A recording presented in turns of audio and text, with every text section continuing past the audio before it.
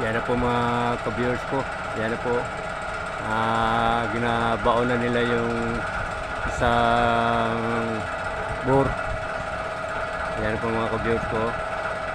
Kasi kahapon, nastar nila ito kahapon eh.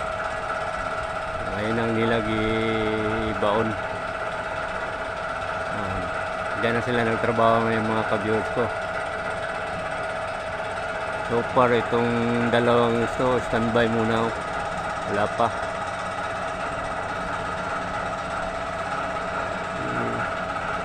Yan na po mga ka-viewers ko.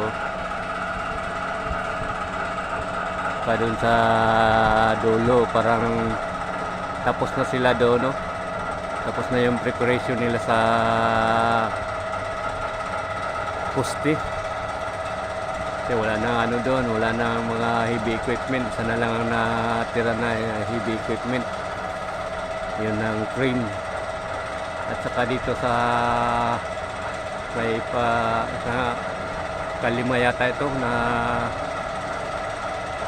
crane, span ng ano ng crane wing. Yan naka vertical yung drill machine nila.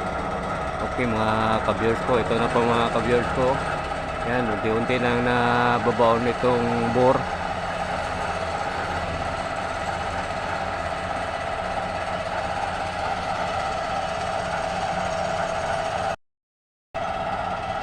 Yan, baon na talaga oh.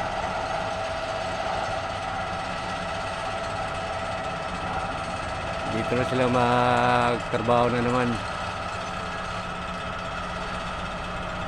Yan mga ka-viewers ko, kitang kita po natin no, na baon na talaga. Yan na po.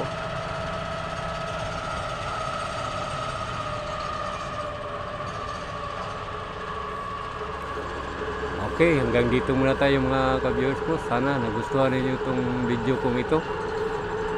At huwag sana kayong magsawa na panonood sa aking video. Thank you very much. Hanggang dito muna tayo. God bless you all.